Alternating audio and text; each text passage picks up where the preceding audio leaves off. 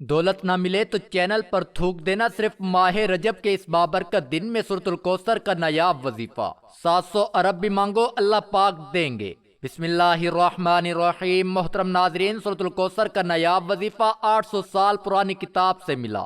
ماہ رجب کے اس بابرکت دن میں اس تسبیح کا جو خاص عمل میں آپ کے ساتھ شیئر کرنے جا رہا ہوں، یہ آج کے دن کے حوالے سے ہے۔ اس دن یہ وظیفہ کر لینا، انشاءاللہ ایک ہی دن کے اندر ہی معجزہ دیکھنا۔ اور کافی لوگ ایسے ہیں جو وظیفہ کر کر کے تھک گئے ہیں، لیکن ان کو کامیابی نہیں ملتی۔ ان کے راستے میں اسی طرح کی رکاوٹیں ہیں، اسی طرح کی بندشیں ہیں۔ تو ان کے لیے یہ عمل ہے، وہ اس وظیفے کو کر لیں، انشاءاللہ اللہ پاک ایسا معجزہ فرمائیں گے، اللہ پاک ایسا کرم فرمائیں گے، آپ کی تمام مشکلات، تمام پریشانیاں ختم ہو جائیں گی۔ حدیث پاک ہے کہ نبی صلی اللہ علیہ وسلم نے فرمایا، مسلمانوں میں سے جو اللہ کے دین کی مخالفت کرے اسے قتل کر دو، کیونکہ مرتد کی سزا قتل ہے، اور جو شخص لا الہ الا اللہ محمد الرسول اللہ کہے گا، اس کو مواخذہ کرنے کا کسی کو کوئی حق نہیں، مگر جو کوئی حد کو پہنچنے والے جرم کا ارتکاب کرے گا اس پر حد قائم کی جائے گی۔ مندرجہ بالا احادیث نبوی صلی اللہ علیہ وسلم سے معلوم ہوتا ہے کہ توحید و رسالت کے اعلان کے طور پر عہد نبوی میں لا الہ الا اللہ محمد الرسول اللہ کے الفاظ استعمال ہوتے تھے۔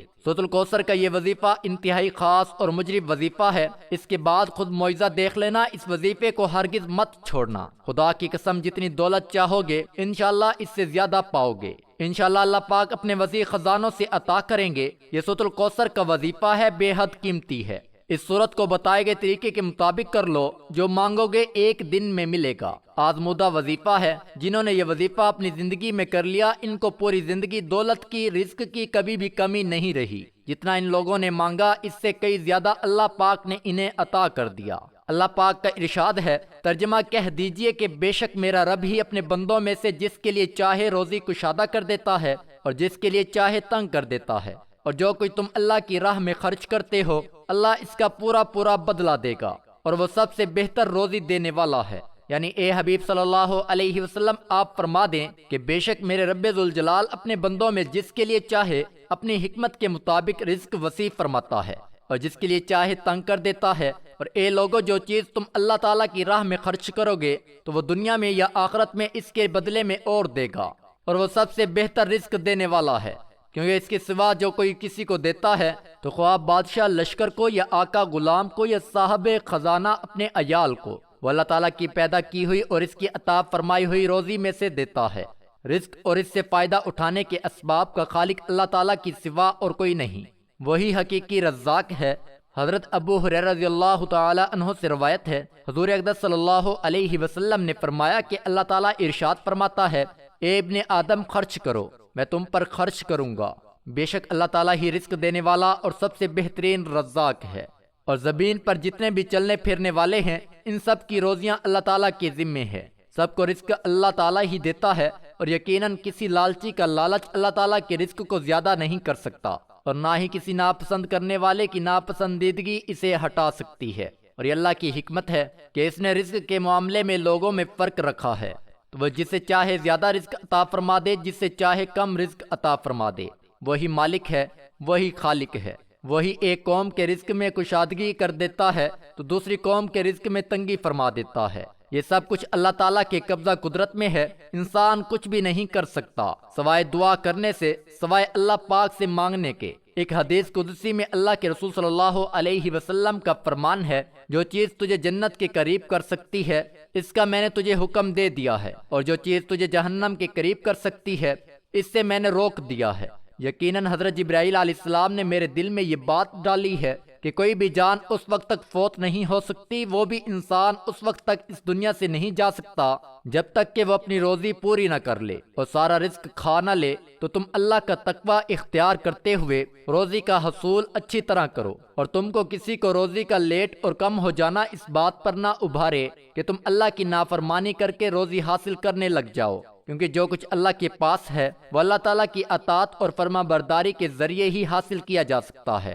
اکثر آپ لوگوں نے دیکھا ہوگا کہ اللہ پاک نے ہمیں صبر کرنے کا حکم دیا ہے۔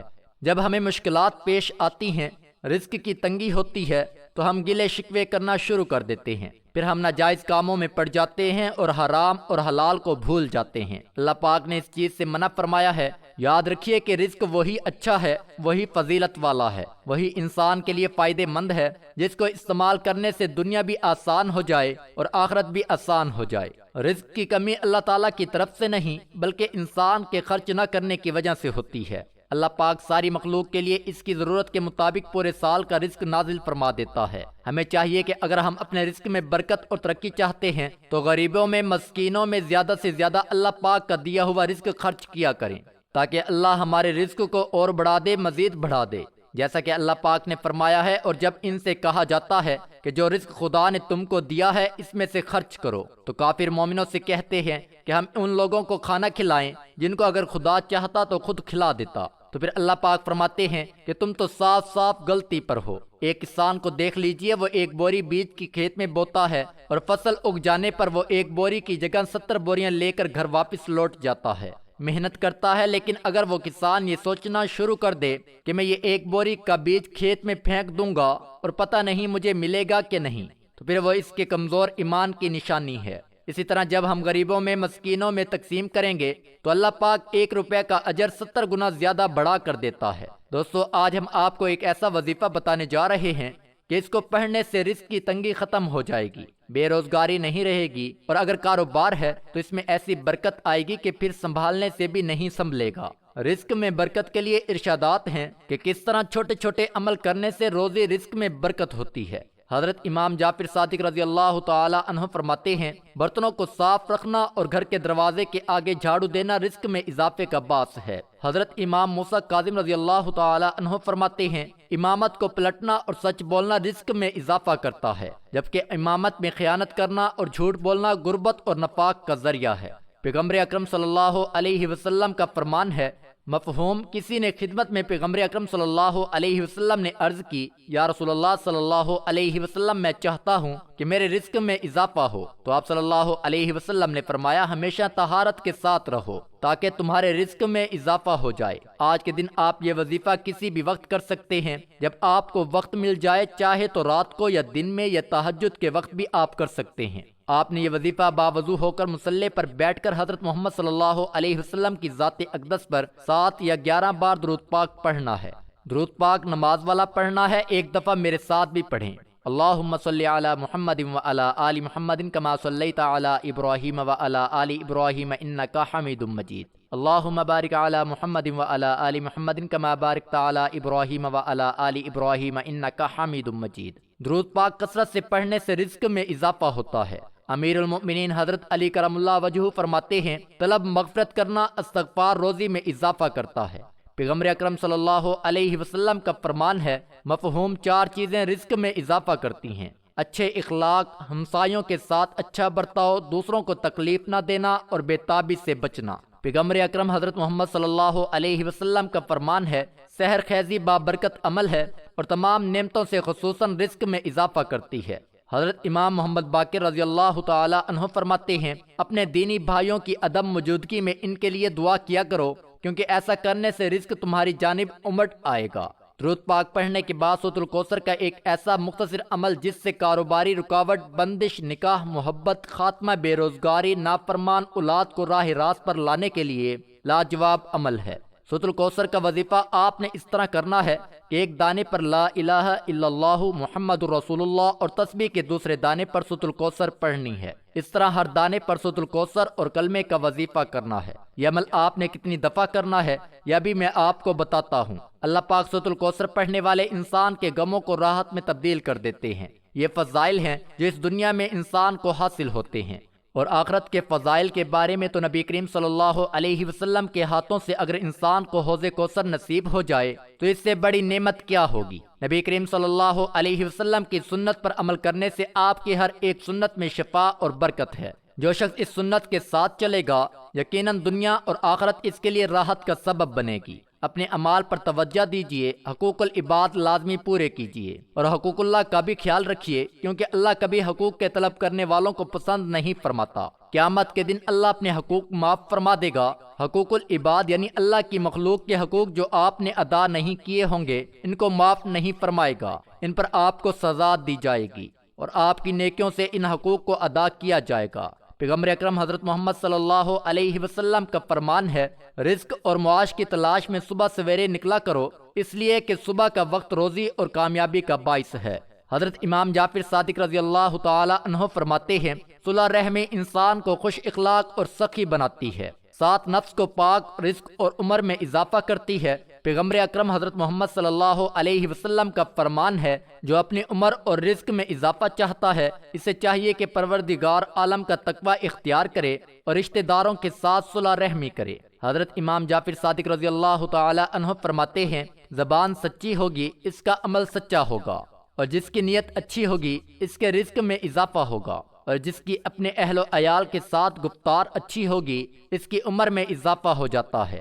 پیغمبر اکرم حضرت محمد صلی اللہ علیہ وسلم کا فرمان ہے، جو بھی دنیا سے پشت کر کے اللہ کی طرف آئے گا، اللہ اس کے مخارج اور رزق کا انتظام فرمائے گا اور اسے ایسی جگہ سے رزق دے گا جہاں سے وہم و گمان بھی نہ ہو۔ آپ اللہ پاک سے اپنی تمام حاجتوں کے لیے، اپنی مرادوں کے لیے دعا مانگ لیجئے گا۔ دعا کے معنی اللہ تعالیٰ سے مانگنے اور اس کی بارگاہ میں اپنا دامن پھیلانے کے ہیں۔ دعا صرف مشکلات، پریشانیاں یا بیماری سے چھٹکارا پانے کے لیے نہیں کی جاتی، بلکہ لوگ خالق حقیقی کی معرفت سے سرشار ہیں اور اس کی بارگاہ میں ہر وقت دعا کرتے ہیں کہ قرب الہی حاصل ہو جائے۔ قبولیت دعا کے لیے ایک ضروری شرط یہ ہے کہ آدمی جلد بازی سے کام نہ لے۔ بعض دفعہ ایسا ہوتا ہے کہ آدمی اپنی کسی حاجت کے لیے دعا مانگتا ہے، مگر جب بظاہر وہ مراد بر نہیں آتی تو مایوس ہو کر نہ صرف دعا کو چھوڑ دیتا ہے، دعا کرتے وقت انسان یہ محسوس کرے کہ اسے اللہ تعالیٰ سے استعانت کی شدید ترین ضرورت ہے، اور صرف اللہ تعالیٰ ہی کی ذات پاک ہے جو اس مجبور کی دعا کو اس وقت شرف قبولیت سے نوازتا ہے جب وہ اس سے دعا کرے، اور اللہ کی ذات ہر تکلیف کو دور کرنے والی ہے۔ اگر کوئی شخص اس طرح دعا کرے کہ وہ سمجھتا ہو کہ وہ اللہ تعالیٰ سے بے نیاز ہے، اسے اللہ سبحانہ و تعالیٰ کی ذات اقدس سے استعانت کی کوئی ضرورت اور حاجت نہیں، بلکہ وہ صرف عادت اور روٹین کے طور پر دعا کر رہا ہے، تو ایسی دعا اللہ تعالیٰ کی بارگاہ الہی میں قبول نہیں ہوتی۔ ایک دفعہ ایک عورت رسول اللہ صلی اللہ علیہ وسلم کے پاس آئی اور اپنے شوہر کی شکایت کی کہ وہ بہت زیادہ اپنے دوستوں کو گھر دعوت دیتا رہتا ہے اور وہ تھک جاتی ہے کھانا بنا بنا کے اور ان کی مہمانداری میں۔ رسول اللہ صلی اللہ علیہ وسلم نے کوئی جواب نہیں دیا اور وہ عورت واپس چلی گئی۔ کچھ دیر بعد رسول اللہ صلی اللہ علیہ وسلم نے اس عورت کے شوہر کو بلوایا اور فرمایا، آج میں تمہارا مہمان ہوں۔ وہ آدمی بہت خوش ہوا اور گھر جا کے اپنی بیوی کو بتایا کہ رسول اللہ صلی اللہ علیہ وسلم آج ہمارے مہمان ہیں۔ اس کی بیوی بے حد خوش ہوئی اور وقت لگا کر محنت سے ہر اچھی چیز تیار کرنے میں مصروف عمل ہو گئی۔ اس زبردست اور تکلف دعوت کے بعد رسول اللہ صلی اللہ علیہ وسلم نے اس شخص سے کہا، اپنی بیوی سے کہنا اس دروازے کو دیکھتی رہے، جس سے میں جاؤں گا۔ تو اس کی بیوی نے ایسا ہی کیا اور دیکھتی رہی کہ کس طرح رسول اللہ صلی اللہ علیہ وسلم اس کے گھر سے نکلتے ہی آپ کے پیچھے بہت سے حشرات، بچھو اور بہت سے ممالک حشرات بھی گھر سے باہر نکل گئے، اور یہ عجیب و غریب منظر دیکھ کر وہ بے ہوش ہو گئی۔ جب وہ رسول اللہ صلی اللہ علیہ وسلم کے پاس آئی تو آپ نے فرمایا کہ یہ ہوتا ہے جب تمہارے گھر سے مہمان جاتا ہے تو اپنے ساتھ ہر طرح کے خطرات، مشکلات اور آزمائشیں اور مہلک جاندار گھر سے باہر لے جاتا ہے، اور اس وجہ سے ہوتا ہے کہ جو تم محنت کر کے اس کی خدمت اور خاطر مدارت کرتی ہو۔ جس گھر میں مہمان آتے جاتے رہتے ہیں، اللہ اس گھر سے محبت کرتا ہے۔ اس گھر سے بہتر اور کیا ہوگا کہ جو چھوٹے بڑے کے لیے کھلا رہے۔ ایسے گھر پر اللہ کی رحمت اور بخششیں نازل ہوتی رہتی ہیں۔ رسول اللہ صلی اللہ علیہ وسلم نے فرمایا، جب اللہ کسی کا بھلا چاہتا ہے تو اسے نوازتے ہیں۔ انہوں نے پوچھا، کس انعام سے اے اللہ کے رسول صلی اللہ علیہ وسلم؟ آپ نے فرمایا، مہمان اپنا نصیب لے کر آتا ہے اور جاتے ہوئے گھر والوں کے گناہ اپنے ساتھ لے جاتا ہے۔ عزیز دوستو، جان لو کہ مہمان جنت کا راستہ ہے۔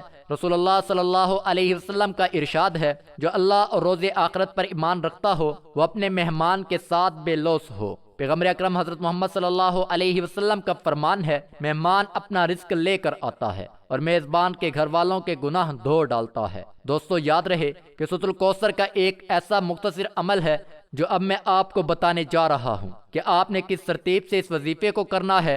آج کے دن آپ نے باوضو ہو کر کسی بھی وقت اس وظیفے کو کر لینا ہے۔ جب آپ کو آسانی سے وقت میسر ہو، آپ کسی بھی نماز کے بعد یہ وظیفہ کر سکتے ہیں۔ فجر، ظہر، عصر، مغرب، عشاء، تہجد، جب آپ کے لیے آسانی ہو۔ آپ نے کرنا کیا ہے؟ سب سے پہلے آپ نے باوضو ہو کر حضور پاک صلی اللہ علیہ وسلم پر 11 مرتبہ درود پاک پڑھنا ہے۔ درود پاک پڑھنے کے بعد آپ ایک تسبیح اپنے ہاتھوں میں لے لیں۔ تسبیح کے ایک دانے پر لا الہ الا اللہ محمد رسول اللہ اور دوسرے دانے پر سورۃ الکوثر پڑھنی ہے۔ انا اعطیناک الکوثر فصل لربک وانحر ان شانئک هو الابتر۔ سورۃ الکوثر آپ نے 41 مرتبہ پڑھنی ہے، یعنی اس طریقے سے آپ 41 دفعہ لا الہ الا اللہ محمد رسول اللہ پڑھیں گے اور 41 دفعہ ہی سورۃ الکوثر پڑھ کے آپ نے استغفر اللہ استغفر اللہ استغفر اللہ کی ایک مکمل تسبیح پڑھ کر آخر میں درود پاک 11 مرتبہ پڑھنا ہے۔ یہ وظیفہ پڑھنے سے آپ کے تمام مسائل حل ہو جائیں گے اور اللہ تعالیٰ آپ کو اپنے ایپ سے اتنا رزق عطا کرے گا کہ آپ لوگ خود حیران رہ جائیں گے۔ یہ سورۃ الکوثر کا ایک خاص وظیفہ ہے۔ ان وظائف سے ایسا معجزہ ہوگا کہ آپ لوگوں کی ہر پریشانی دور ہو جائے گی۔ اللہ پاک ہر مشکل کو ختم فرما دیں گے۔ رزق اور دولت کی اسے پرواہ نہیں ہوگی کہ پیسہ آپ سے ختم نہیں ہوگا۔ پروردگار عالم قرآن مجید فرقان حمید میں ارشاد فرماتا ہے، مفہوم، اور جو کوئی اللہ سے ڈرتا ہے اللہ اس کے لیے مشکل سے نجات کا راستہ پیدا کر دیتا ہے اور اسے وہاں سے رزق دیتا ہے جہاں سے اسے گمان میں بھی نہیں ہوتا۔ حضرت محمد صلی اللہ علیہ وسلم سے مفہوم، جو بھی زیادہ سے زیادہ استغفار کرے گا خداوند عالم اس کی ہر پریشانی کو کشائش میں اور تنگی کو آسائش میں تبدیل کر دے گا اور اسے وہاں سے رزق عطا فرمائے گا جہاں سے اسے گمان میں بھی نہیں ہوتا۔ اس کا یہ مطلب ہرگز نہیں ہے کہ انسان قرآنی آیات کا ورد کرتے ہوئے اللہ کی طرف سے رزق کے ملنے کا انتظار کرے، بلکہ تقویٰ اور پرہیزگاری کا مقصد ہی مسلسل اور کوشش کرنے کے باوجود اگر کسی کے لیے رزق نہیں مل رہا ہے تو اس وقت خداوند عالم نے کسائش کی ضمانت دی ہے۔ اس آیات کے نازل ہونے کے بعد پیغمبر اکرم حضرت محمد صلی اللہ علیہ وسلم کے بعد اصحاب یہ کہتے ہوئے کہ اللہ نے ہمارے رزق کی ذمہ داری لے لی ہے، کسب و کار چھوڑ کر عبادت الہی میں مشغول ہو گئے۔ پیغمبر اکرم حضرت محمد صلی اللہ علیہ وسلم کو جب اس کا علم ہوا تو ان سے آپ صلی اللہ علیہ وسلم نے فرمایا، جو بھی ایسا کرے اس کی دعا قبول نہیں ہوگی، لہذا تمہیں چاہیے کہ دعا کے ساتھ صحیح اور کوشش جاری رکھو۔ پیغمبر اکرم حضرت محمد صلی اللہ علیہ وسلم کا فرمان ہے، مفہوم، جو مجھے ماں باپ کے ساتھ نیکی اور صلح رحمی کی ضمانت دے میں اسے مال و دولت اور عمر میں اضافے اور رشتہ داروں کے دلوں میں اس محبت کی ضمانت دوں گا۔ امیر المؤمنین حضرت علی کرم اللہ وجہہ فرماتے ہیں، دیانت داری رزق لاتی ہے جبکہ خیانت فقر لے کر آتی ہے۔ اللہ پاک آپ سب کو اپنے حفظ و امان میں رکھے۔ اللہ پاک آپ کی مشکلات کو آسان فرمائے، آپ کے رزق میں، آپ کی روزی میں بہت زیادہ اضافہ ہو۔ دعا ہے کہ اللہ تعالیٰ میرا سنانا اور آپ کا سننا اپنی بارگاہ الہی میں قبول اور منظور فرمائے، آمین ثم آمین۔ تمام احباب سے گزارش ہے کہ اللہ تعالیٰ کے 99 ناموں میں سے ایک نام ضرور ٹائپ کریں۔ اللہ ہم سب کا حامی و ناصر ہو۔ السلام علیکم ورحمۃ اللہ وبرکاتہ۔